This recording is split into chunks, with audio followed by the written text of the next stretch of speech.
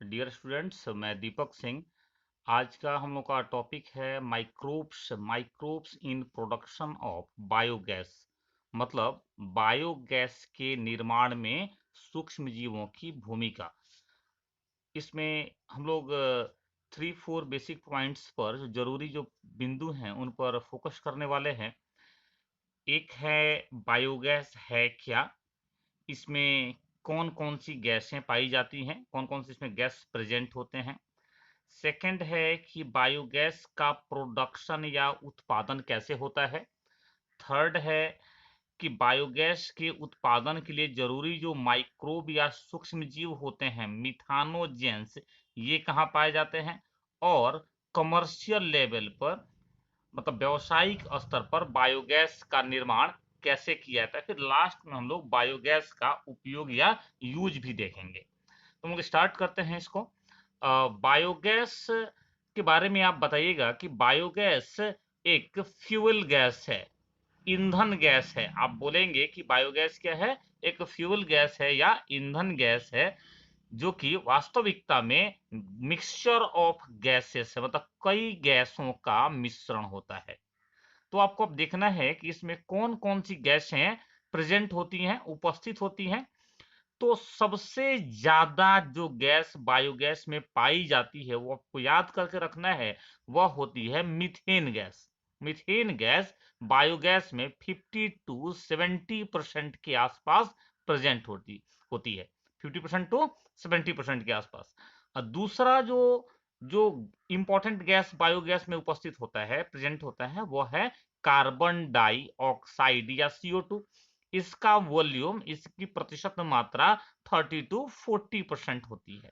ठीक है ना। इसके बाद बाकी गैसें हैं, जैसे हाइड्रोजन 1 टू 5% है, 1 से 5%। और इसमें हाइड्रोजन प्रेजेंट होता है, नाइट्रोजन होता है और ऑक्सीजन भी प्रेजेंट होता है। तो आपसे यहां से एक क्वेश्चन पूछा जा सकता है कि हमने बोला कि बायोगैस एक ईंधन गैस या फ्यूल गैस है। तो बायोगैस की जो दहन क्षमता है, जो फ्यूल इफिशियंसी है, वह किस गैस पर डिपेंड करती है, किस गैस पर निर्भर करती है। तो आप बोलेंगे कि बायोगैस की फ्यूल इफिशियंसी मीथेन गैस पर निर्भर करती है। इसका मतलब ये भी हुआ कि बायोगैस में जितना ज्यादा मात्रा में मीथेन रहेगा, उतना ज्यादा वो क्या करेगा, एनर्जी या ऊर्जा प्रदान करेगा। चलिए, ये तो समझा आपने कि बायोगैस है क्या। अब बायोगैस के उत्पादन में, प्रोडक्शन में किस सूक्ष्म जीव या माइक्रोब का उपयोग होता है और कैसे किया जाता है। तो आप याद रखिएगा कि बायोगैस के प्रोडक्शन के लिए, उत्पादन के लिए एक प्रकार के बैक्टीरिया उपयोग में लाए जाते हैं, जिनको मिथानोजेनिक बैक्टीरिया कहते हैं। फिर से एक बार बोल रहे हैं हम लोग, बायोगैस के प्रोडक्शन या निर्माण में एक प्रकार के बैक्टीरिया उपयोग में लाए जाते हैं, जिनको मिथानोजेनिक बैक्टीरिया कहा जाता है। अब ये जो मिथानोजेनिक बैक्टीरिया हैं, ये कौन कौन से हैं। तो मिथानोजेंस हैं, या इन्हीं को मिथानोबैक्टीरियम भी कहते हैं। किस प्रकार के बैक्टीरिया हैं, ये भी क्वेश्चन आपसे पूछा सकता है। तो आप बोलेंगे कि यह एन एरोबिक बैक्टीरिया होते हैं। ऐसे सारे ऑर्गेनिज्म, सारे जीव और बैक्टीरिया जो के ऑक्सीजन के बिना ही, मतलब ऑक्सीजन की आवश्यकता इनको नहीं होती है, ऑक्सीजन के अनुपस्थिति में या ऑक्सीजन के बिना ही रेस्पिरेशन या श्वसन करते हैं, रेस्पिरेशन करते हैं या श्वसन करते हैं, उनको हम लोग एन एरोब बोलते हैं। इसका मतलब है कि ये मिथानोजेन जो होते हैं, इनको ऑक्सीजन की आवश्यकता नहीं होती है। नहीं। और इस प्रकार के जो बैक्टीरिया हैं, एनारोबिक बैक्टीरिया या मिथानोजेंस, या किस श्रेणी के, किस टाइप के बैक्टीरिया हैं। आप बोलेंगे हैं आर्की बैक्टीरिया। आप 11th में बैक्टीरिया का क्लासिफिकेशन पढ़े हैं, वहां पर बैक्टीरिया 3 टाइप्स के होते हैं। कौन कौन सा। आर्की बैक्टीरिया, याद करो अगर तो यू बैक्टीरिया और साइनोबैक्टीरिया। साइनोबैक्टीरिया। तो ये किस टाइप के बैक्टीरिया होते हैं, मिथानोजेन आर्की बैक्टीरिया होते हैं। अब चलिए एक और बात समझिए यहां पर। ये जो आर्कीबैक्टीरिया या बोलो कि ये जो मेथानोजेंस हैं, जिनको हमने कहा कि ये एनएरोबिक बैक्टीरिया होते हैं, यह कैसे बायोगैस बनाते हैं? तो यह बायोमास का एनएरोबिक ब्रेकडाउन या डाइजेशन करते हैं, जिसमें रिजल्ट के रूप में बायोगैस बन जाता है। तो हम लोग समझना पड़ेगा कि बायोमास क्या है। ऐसे समझो कि किसी भी ऑर्गेनिज्म मतलब जीव के बॉडी में जो भी ऑर्गेनिक कार्बनिक पदार्थ होता है वह क्या कहलाता है? बायोमास कहलाता है। ठीक है, तो ये बायोमास का क्या करते हैं? बायोमास को तोड़ देते हैं ऑक्सीजन की अनुपस्थिति में, इसलिए हम इसको बोलते हैं एनारोबिक ब्रेकडाउन या डाइजेशन। चलिए अब बात करते हैं कि ये मिथानोजेंस जो बैक्टीरिया हैं, एनारोबिक बैक्टीरिया, ये कहां पाए जाते हैं, इनका ऑकरेंस क्या है, ये कहां पाए जाते हैं? तो ये मिथानोजेंस अब ये बैक्टीरिया, मिथानोजेनिक बैक्टीरिया कहां कहां पाए जाते हैं, इसको देखा जाए, इसका ऑकरेंस देखा जाए कहां कहां ये पाए जाते हैं। तो ध्यान रखना है कि ये मिथानोजेंस एनएरोबिक स्लज में पाए जाते हैं। अब ये एनएरोबिक स्लज है क्या? तो पिछले वीडियो में जहां पे कि आप सीवेज ट्रीटमेंट देख रहे थे, याद करिए कि सेकेंडरी सेटलिंग टैंक जो था, उसमें सेकेंडरी ट्रीटमेंट में उसमें एक्टिवेटेड स्लज प्रेजेंट था। एक्टिवेटेड स्लज, उस एक्टिवेटेड स्लज को हम लोग फिर से एक बार डाइजेशन के लिए ले गए थे एक स्लज डाइजेस्टर टैंक में, जहां पर कि कुछ बैक्टीरिया थे जो स्लज का एनएरोबिक डाइजेशन किए थे। मतलब कि जो स्लज था उसको डाइजेस्ट करके बायोगैस का निर्माण किए थे। वही बैक्टीरिया क्या थे? मिथानोजेंस थे। ठीक है ना? तो एक कहां मिलता है? एक तो मिलेगा एनएरोबिक स्लज में। दूसरे ये मिथानोजेंस कहां मिलते हैं? तो जो मवेशी होते हैं, जो कैटल होते हैं, उनके र्यूमेन में मिलता है। उनके स्टमक का एक पार्ट होता है र्यूमेन, वहां पर मिलते हैं ये।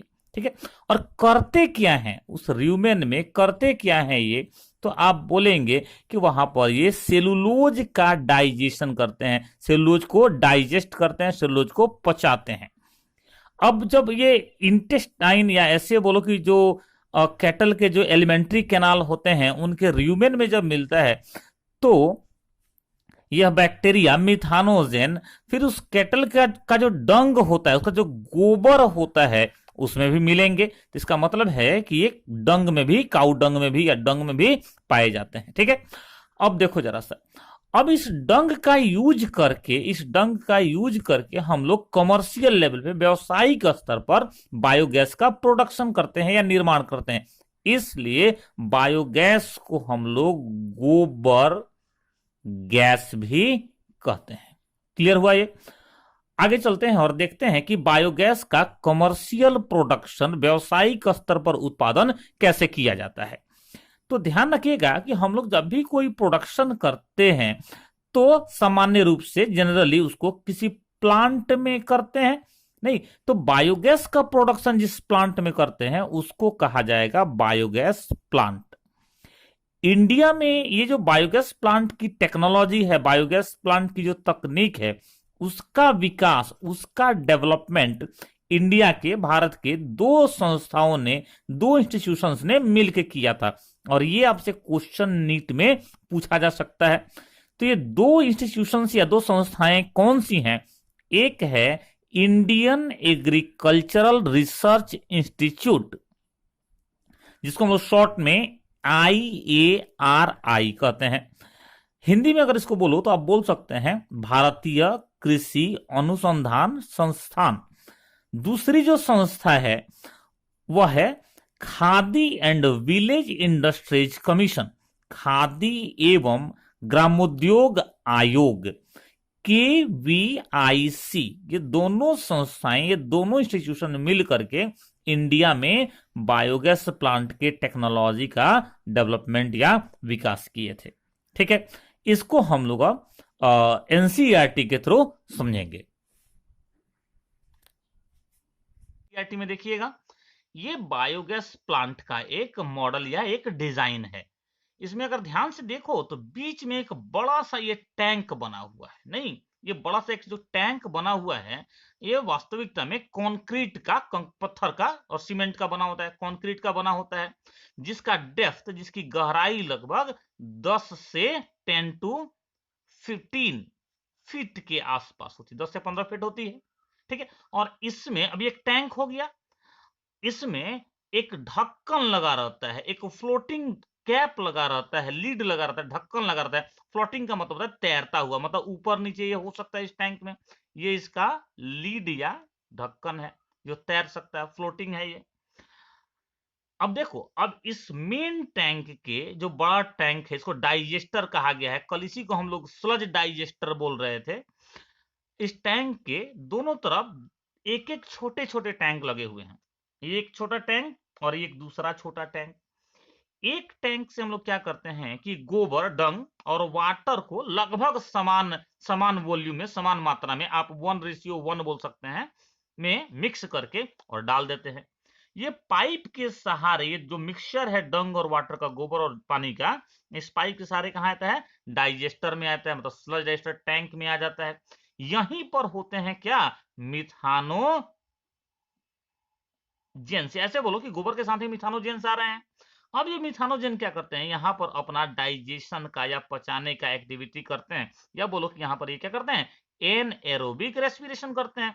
तो जैसे जैसे ये मिथानोजेंस इस डंग को डाइजेस्ट करेंगे, पचाएंगे, वैसे वैसे क्या होगा? गैस का फॉर्मेशन होगा, जिसको हम लोग बायो गैस कहेंगे। नहीं, और यहाँ ऊपर में लिखा हुआ है कि बायोगैस में होता क्या है, तो यहाँ पर मीथेन होता है, कार्बन डाइऑक्साइड होता है, बाकी कुछ गैसेस होती हैं नहीं। अब देखो यहाँ पर, अब जैसे जैसे गैस का फॉर्मेशन होगा, तो ये तो फ्लोटिंग लीड है, ये तैर रहा है, इसमें इसमें ऊपर नीचे हो सकता है। तो ये गैस क्या करेगा? इस ढक्कन पर, इस लीड पर एक प्रेशर लगाएगा और ये लीड ऊपर की तरफ उठ जाएगा। जैसे ही लीड ऊपर की तरफ उठेगा, जैसे ही लीड ऊपर की तरफ उठेगा, क्या होगा? एक तो गैस यहां से देखो, पाइप के थ्रू, लीड में एक पाइप लगा हुआ है, एक पाइप के द्वारा एक गैस निकलेगी, जिसको कि हम लोग यूज के लिए लेके चले जाएंगे घर में। और साथ साथ क्या होगा कि जो जो स्लरी है, जो सड़ा हुआ मटेरियल है, जो डाइजेस्टेड मटेरियल, जो जो जो इसमें बचा हुआ है मेन टैंक में, अब क्या होगा? यहां से होकर, इस पाइप से होकर के एक अलग टैंक में आ जाएगा, और इसको हम लोग बाहर निकाल लेंगे, इसको खाद या फर्टिलाइजर के रूप में उपयोग करना शुरू कर देंगे। ठीक है, तो ये किसका मॉडल था? ये मॉडल था बायोगैस प्लांट का, बायोगैस प्लांट का। इसको एनसीईआरटी से एक बार देख लीजिएगा। अब हम लोग समझते हैं कि बायोगैस का उपयोग हम लोग कहाँ कहाँ कर सकते हैं, या गोबर गैस का यूज क्या होता है। गैस का यूज मेनली हीटिंग में, गर्म करने में, कुकिंग में, खाना बनाने में, और लाइटिंग में, मतलब प्रकाश की व्यवस्था करने में किया जाता है। हीटिंग, कुकिंग एंड लाइटिंग में। तो हम लोग, हमने पहले ही बताया था कि है क्या? फ्यूल गैस है, नहीं ईंधन गैस है। तो इसका उपयोग हम लोग हीटिंग में, कुकिंग में या लाइटिंग में कर लेते हैं। इंपॉर्टेंट बात यह है कि बायोगैस एक इको फ्रेंडली गैस है। इको फ्रेंडली गैस का मतलब है कि इससे हमारे इन्वायरमेंट को कोई हानि नहीं होती, हमारे इन्वायरमेंट को कोई हार्म नहीं होता है, इससे पॉल्यूशन नहीं होता है। तो आप बोलेंगे कि यह कैसा गैस है? इको फ्रेंडली और पॉल्यूशन फ्री फ्यूल या ईंधन या गैस होता है। ठीक है, तो ये आपने देखा कि कैसे माइक्रोब्स, कैसे सूक्ष्म जीव मिथानोजेन बायोगैस का प्रोडक्शन या निर्माण करते हैं। Thank you.